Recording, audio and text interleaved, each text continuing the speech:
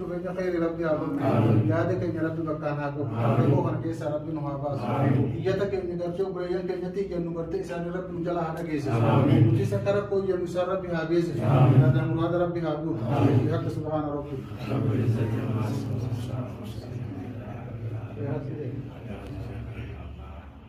الحمد لله قلتوما durant dursee asham arkafone assalamu alaikum wanni asii wal qabamne iyyata lammummaa gara ofoleeyyan keenya kan addunyaarra jiran isaanitti dabarsuu fi akkuma beekamu baqattoonni biyya tana keessatti yeroo hedduu bara dheeraa jechuu bara 30 waliif as keessa jira bu'aa bahii hedduu keessa jiraachaa turre akkasuma egaa fakkeenyaaf bara 2010 takka asii eegalee eegalolli biyya tanatti banamee as rakkoo addaa keessa rakkoo addaa kan rakkoolee addaa keessa galee samma keessa jiraachaa jirra yeroo bara 2010 takka san keessatti kan wajjiriinittis ta'ee mootummaa biyya kanaatis ta'ee kan biraatis tokkollee namni nu cinaa dhaabbatee hin jiru yeroo saniis kan nu cinaa dhaabbate obboleeyyan keenya kan Ameerikaa jiran kan biyya alaa jiran kan waliigalatti isaan sanillee hedduu galatoonfachuu feena itti aansuudhaan akkasuma wanniin galatoonfachuu barbaadu miidiyaalee Oromoo hundaa'u jechuudha kanneen dhimma keenya irratti yeroo hundaa'u yeroo rakkoon jirtu hundaa'u nu cinaa dhaabbatan sagalee teenya gara addunyaatti dabarsan hedduu galatoonfachuu barbaanna akkasuma ammallee beeytoota Oromoo akkasuma koominiitiilee Oromoo akkasuma ammallee warroota akka dhuunfattis akkasuma dhaabootii Oromoo kan mirga namaatiif dhaabbatan hundaa'u hedduu galatoonfanna maaliif isaanuma kanneen yeroo nuti rakkoo keessa seenne nu cinaa dhaabbatee jechuudha yeroo deebi'uudhaan jireenya biyya tana keessa jiraannu keessatti akka baqattootaatti rakkoo bu'aa bahii hedduu keessa dabarree bara 2010 takka akkuma jeetti asitti eegalolli biyya tanatti jalqabe rakkoo addaa keessa galee keessaafuu bara 2014 takka 15 keessa lolli lafaa fi isa miidhaa eegale namni keenya hedduu miidhame hedduu dararaa keessa dabarree as geenye jechuudha bara 2020 takka keessa gaafa ijoolleen waajjira jawaazaatti gubatan yeroo sanillee rakkoo addaa keessa galee turre yeroo sanillee kan nu cinaa dhaabbate obboleeyyan keenya kan biyya Kanadaadhaa keessaafuu abbaa urjiifaa hedduu galatoonfachuu barbaanna akkasuma itti gaafatamaa miidiyaa gammadaa suutee kanneen biroo kanneen namoota maqaa isaanii hin tuqinis hedduu galatoonfachuu barbaanna itti aansuudhaan yeroo ammaa kana haalli jiru haala duriin addaati rakkoon amma keessa jiru tan duriin addaati akkuma beekamu haalli amma deemaa jiru lola jiddugala Asiyaatiin wal qabatee lola hamaatu deemaa jira akkuma yeroo ammaa kana haala lola jiddugala Asiyaa deemaa jiru kana wal qabatee lola hamaatu biyya tanattis deemaa jira yeroo amma haasofnu kanaa fi guyyaa haleessaatis lola guddaa ture dhoowwinsa jechuun rukuttaa saamuhaatii ture yemman kana keessa wanni sodaatamaa jiru lola lafaa lola guddaatu banamee lubbuu nama hedduu dabraa sodaachaa jirra akkuma kana duraas baqattoonni Oromoo mirga isaanii mirga baqattummaa guutuutti odoon harkatiin jiraachaa jiru yeroo ammaa kana immoo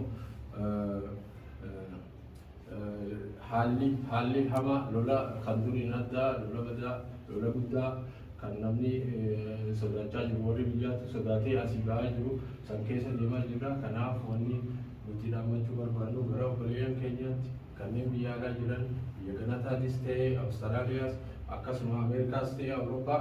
waan kana rakkoo nuti keessa jiru kana hubattanii waan kana xiyyeeffannaa kennitanii fi irratti nu dareedan irratti nu cinaa dhaabbattanii as keessaa nu baraartan kabajaa fi jaalala obbolummaa fi lammummaatiin isin gaafachuu barbaanna galatooma. Obboleeyyan biyya kan gartee biyya addunyaa kanarra jirtan hundi keessanuu iyyanni keenya gartee iyyataa jiru isin haa ga'u jenna akkuma isinuu beektan biyya kana yeroo dhufne tokko taanee dhufne har'a nama 5 nama 6 jirutu jira haalli gartee deemaa jiru haala tanaan durarra ulfaataa fi sodaachisaa waan ta'eef hedduu nu yaachisee jira wanni isinitti iyyannuuf yaaddoo keessa jiru numaa fi rabbitu beeka saniifuu akka nu hubattan jenneeti ammas warroonni gartee hayyoonni artistoonni gartee artistiin kabajamaan keenya akkuma gartee duraanuu dubbate gartee callaa carcar hayyoonni gartee biyya alaa jirtan dhaaboonni abbootiin amantaa koominiitiin garaagaraa jirtan warri gartee mirga ilma namaatiifis falmitan ummanni keenya warri gartee damee hunda garaagaraa keessa jirtan kabajaadhaan iyyata keenya kana dhageessanii akka nuu dirmattan kabajaan isin gaafanna galatoomaa ulfaadhaa. Anillee galatoomaa ulfaadhaa isiniin jedha sagalee dabarfachuuf dhufne maqaan kiyya Usman Galatoo Bullee jedhama manguddoo hawaasa Oromoo magaalaa Yamansanaati. Rakkina keenya himachuu dura waan keessa dabarree haga guyyaadhaa kana keenya himuu fedha haga tokko tokko akkuma jaallan kiyya dura taa'aa fi manguddoon amma dubbatan irraa namni baqataan biyya kana keessa jiru baqataa sadii tokko kan waraqaa qabu tokko kan waraqaa beellamaa qabu tokko kan mammaa hin qabu isaan kun hundi isaanii Oromoo rakkataa turre biyya kana keessa dararamaa turre warri waraqaa heeraa fi seeraa kan inni nageenya tusan qabu kan waggaa 22 as keessa jiru jira yoo xiqqaate yoo irra xiqqaa jennu inni kun maatii qabu maatiin isaa kun yookiin nama 5 nama 6 nama 7 jira as keessa jiraatan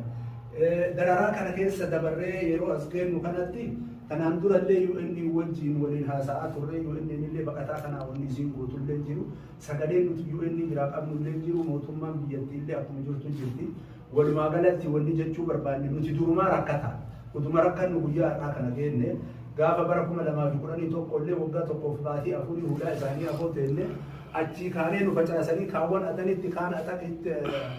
fe'anii namni kuuwwan Oromoon bakka bakka faca'ee jiraataa ture akkasumatti utuma akkasii jirru Engadallee gaafa jawaazata keessan namni keenya dhume irra guddaan isaanii uummata keenya saniif jecha sagalee taanaadhaanii hulaa isaanii sana fobbahanii isaan sanillee fuudhanii kakaraa adan erganiif kakaraa biraa erganillee asuma keessa jira hin beeknu waan isaan godhaniif waan isaan irra jiran walumaa gala rakkinni keenya kun durumarraa iyyuu bal'atee deemee as ga'e wanni amma nuti rakkinni nutti ta'ee iyyata kanaan nu gahe wanni akka isin iyyannu nu taasise lubbuu wanni lubbuu kun waan biyyattii tanaa fi nama biraatiin isinillee argaa jirtanii isiif jecha rakkanneeti malee UN illee takkaan dhageetteellee beektu waallee nu gooteen beektu nama keenya karakkateellee waa gooteen beektu warra waraqaa qabu kanaallee waa gooteen beektu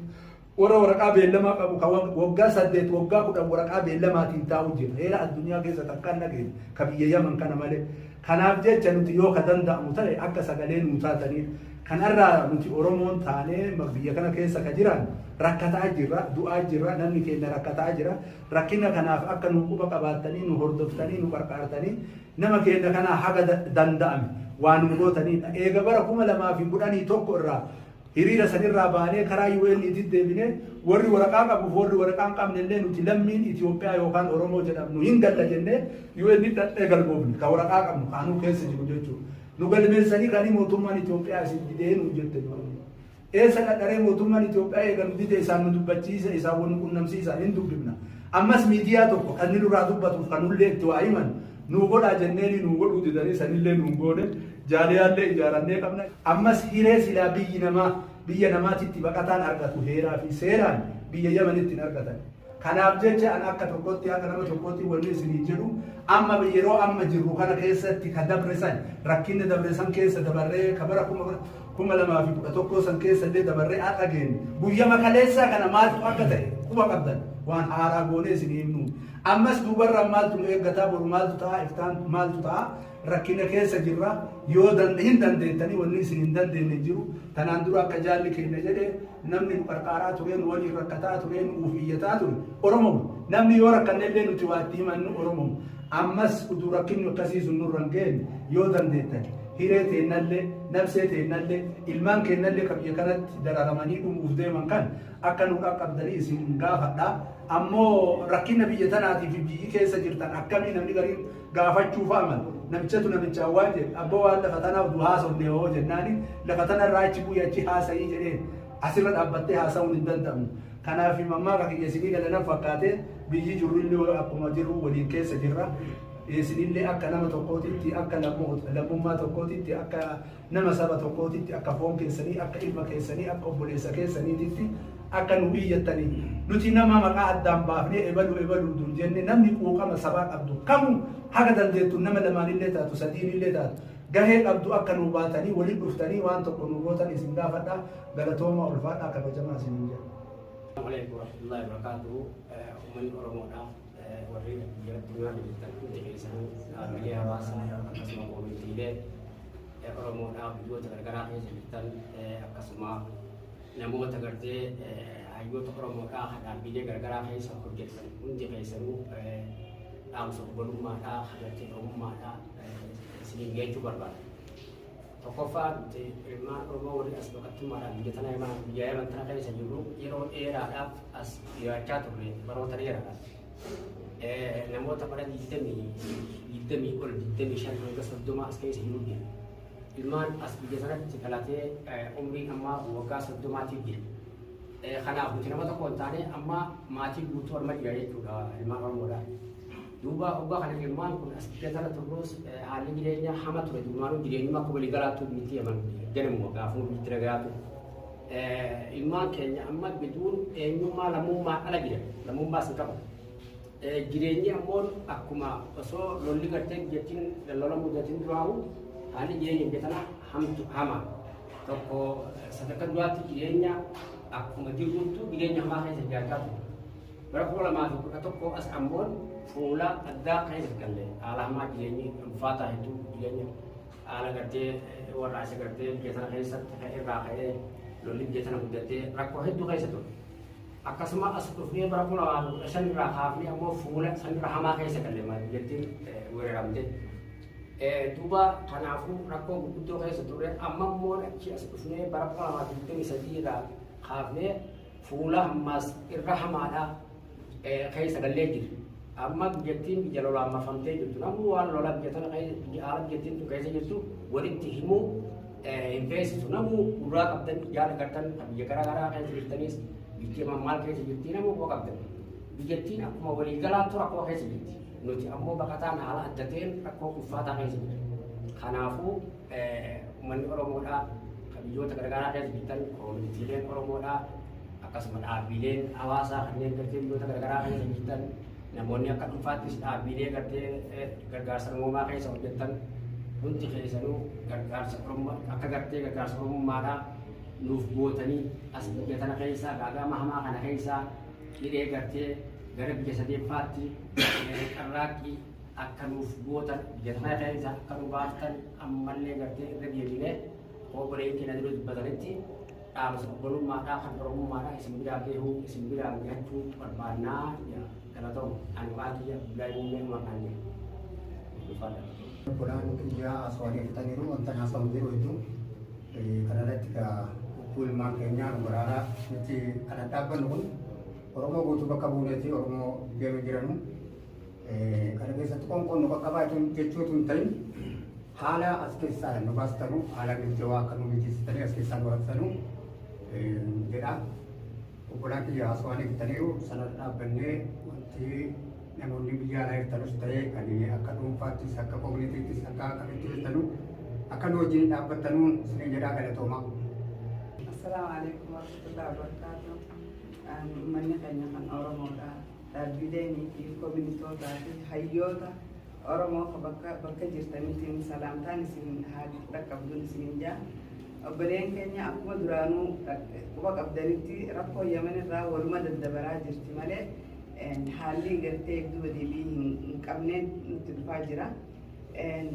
Rakkoon jirtu amma hawwan fi ijoollee rakkoo gurguddoo seentee jirtu kan gartee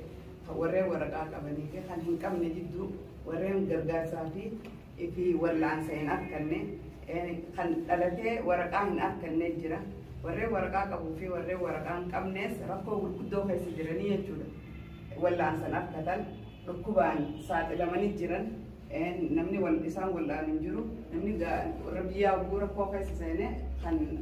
baqataadhaan namni isaan laalu hin jiru jechuudha. Saniifuu beektoonni warreen dandeettii qabdan bakkuma jirtantu akka gartee dubbii tana lafan keenye akka nu cinaa dhaabbattan akka gartee haalatti biyya tana keessaa ilmaanii fi ijoollee baafu akkatti gartee rakkataa baafu wallaansa waan hin arganneef jecha haalli amma deemu kuni lolli amma deemu kun ka duraaniitiif wal adda. Lolli dur deemu addunyaan ni agarti amma nuti warri jiru hanga nurra geessuu hin agarru jechuudha. Wanni takkallee waanuma gartee dhawumsuma gartee dibjuu agarra malee waan takka waan gartee bu'aa hin agarru jechuudha. Waan san jechaadhaaf akka gartee haalatti as keessaatti ba'an galuudhaas waan hin dandeenyeef jecha akka nu dhaqqabdanii akka dandeettii qabdanii akka dandeettii qabdan san irratti akka nu gargaartan akka wal cinaa dhaabbattanii itti nu yaaddanii nu gargaartanii isin gaafadhaa galatoomaa anis Saalihaa Usmaa'il jedhama nagayaan turaan isin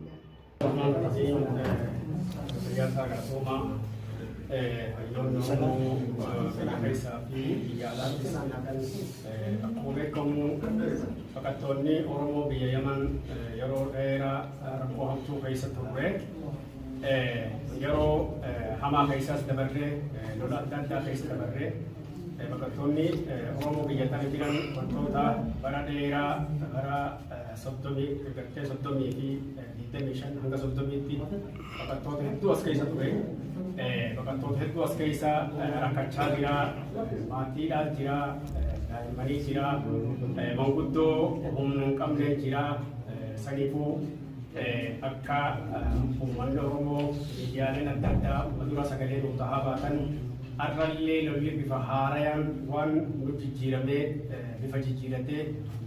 boombiin halkanii fi guyyaa samiirraa nu gorroobaa jirtuuf har'allee yaada keessanii fi waan dandeessan maraan akka dandeettii keessaniitti miidiyaanis warri miidiyaa dhuunfaa qabdanis miidiyaan akka waliigalaatti akka baqattoota Oromoo Yaman kanaaf akka sagalee taatan akka dhuunfaa dhaabbattan rakkoon amma Yaman keessatti deemu jirtu rakkoon baqattoota irra gahaa jirtu rakkoo hamtuudha. Daa'imman rakkachaa jira, dubartiin rakkachaa jira, manguddoo humna hin qabnetu rakkachaa jira. Saniifuu warri biyya keessa jirtanii fi biyya alaa keessa jirtan hayyoonni Oromoo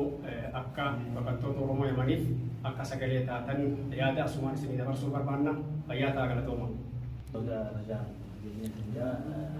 Biyya Ramadaan Manoor biyyaana durdaa godhate Oromoodha. Akkuma inni dhaamsa haraan kana dhaamsa hawaasa keenya kan biyya alaa jiruuf dhaamsa lammummaadha dhaamuu barbaanne isarraa har'aa warreen asitti argamuun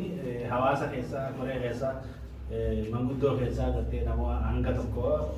walitti dhufuu bakka kanatti akka walitti dhufuu maal hawaasni guutuu waa walitti dhufuu hin dandeenyeef namoonni hanga kun hawaasa jirurraa hundarraa bakka bu'ee rakkoo teenya kan hawaasaa ibsinee dhaamsa isin dabarfannaa jenneeti akkasitti namoonni hanga kun dhufee namni baqataa kana qofaa akka hin jenne isa lamaffaadha rakkoo waajirri UNHCR nuti waajirri UNHCR kan jala jiru waajirri UNHCR abdii takka illee irraa hin qabnu nuti har'aan kana kan abdannu isinumaa fi rabbi namni tokkollee akka UNHCR jala ittiin kan dhiifne waajirri UNHCR baqataa Yaman keessa jiru tajaajila kennaan jiru dalagaan jiru. Kanaafuu lubbuu hawaasa keenya baraaruudhaaf lubbuu daa'immanii lubbuu dubartoota lubbuu hawaasa keenya baqattoota keenya kan Yaman keessa jiru kana baraaruudhaaf warreen dandeettii qabdan hedduu jira ni beekna warreen dandeettii qabdan akka addunyaatti Oromoonni biyyoota gurguddate keessa jirtan kan NGO adda addaatiin waliin daleetan kan mootummaa biyya keessa jirtanii waliin daleetan kan dhaabbilee adda addaatiin waliin hojjetan kan akka dhuunfaatti hojjetanis